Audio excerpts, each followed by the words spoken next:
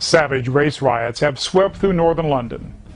Raging mobs have beaten or burned anything in their path. I'm here today to tell you what the media and the politicians won't dare to tell you.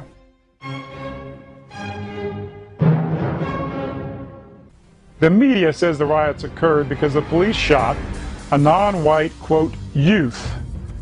The truth is the riots didn't occur because of the police. The riots occurred because of massive non-European immigration. The riots would be something you'd expect to read about in Sudan or the Congo. But the riots weren't in the Congo. They were in a once peaceful land we call Great Britain. North London was the scene of similar riots in 1985, where police officer Keith Blakelock was hacked to death. Black youths, over 500, rampaged through the streets, beating and attacking any white person they could find.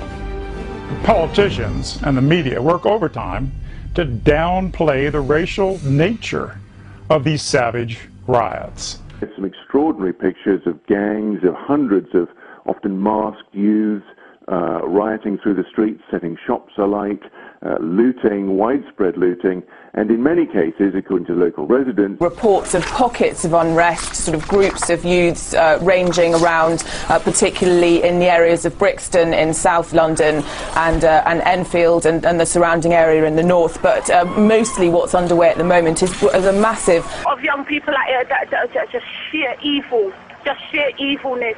It's horrible out here. It's like a war zone. It is nasty out here. The media repeatedly referred to the rioters as, quote, youths, unquote.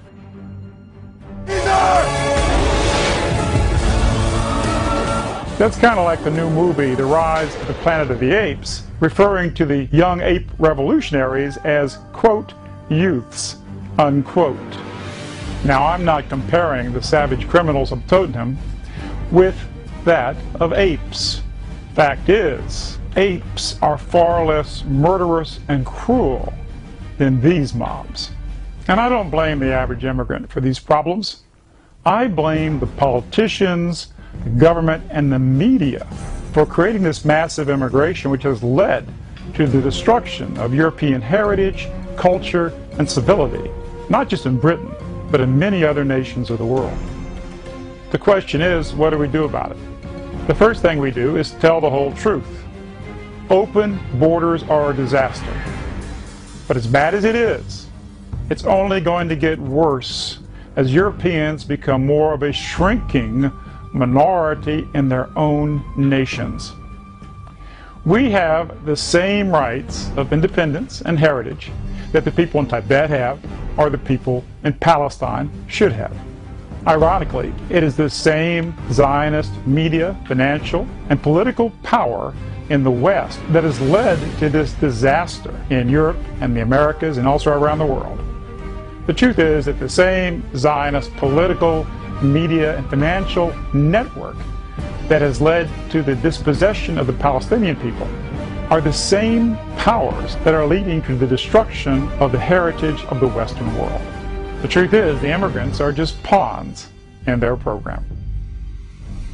The next thing we've got to do is vote against every politician who sold out our heritage, our rights, and our future to this mass non-European immigration. We must demand that they not only vote against this massive immigration, but they act forcefully and speak forcefully against it. There is no compromise on this critical issue for the survival of European mankind and our heritage and the things that we cherish. By the same token, we must be fair and consistent. America and Britain and other Western nations must get out of the non-European world. They've got a right to control their own destiny, their own heritage, their own freedoms, their own values, just as we must have that same right in our own lands. We must stop fighting these Zionist-inspired globalist wars and start thinking about the most important thing to fight for, and that's our own heritage and freedom right here at home, the well-being of our own children in the years to come. We must stop immigration, and I mean full stop. And we must take the money that we waste in crime expenses, incarceration, courts, welfare, medical assistance, and all the other aspects of the huge cost of immigration, and apply that money to helping these immigrants make a new life for themselves, get the training and the education they need to go back to their own lands and have a great life and truly help their own people. We have sympathy for immigrants seeking a better life, but we must also keep them and the politicians and the media from transforming our own nations into the nations from which they escaped. In the name of peace, in the name of true love and harmony, we must stop this massive immigration into our European and American nations. We must stand up and defend our freedom. We must defend our magnificent heritage, and we must defend our independence. Every people on earth has the right to independence and freedom, and so do we. The only way we can win this battle is to tell the truth and to be honest and courageous. And that's what I say we must do. The time has come to band together. The hour is late. It's almost too late. But I believe in my heart that if we stand up with courage and with truth, that we will win the battle ahead of us.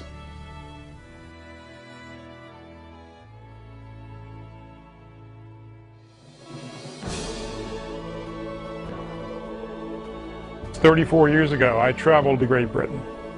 I spoke to students at Oxford and Cambridge, did the BBC Tonight program, and I interviewed with reporters in front of the Scotland Yard sign. What's interesting is that this is the same sign where the head of police stood and talked about these horrific riots that are besieging Great Britain. I said, I'm kind of like a Paul Revere in reverse, warning Britain that the racial conditions of America were coming to Britain, that Britain still had a chance to avoid the racial conflict that we now have in the United States and in other countries. That was 34 years ago. And now we have the head of the police standing in front of the same sign and talking about the horrendous violence that's come about over the last few days in Great Britain.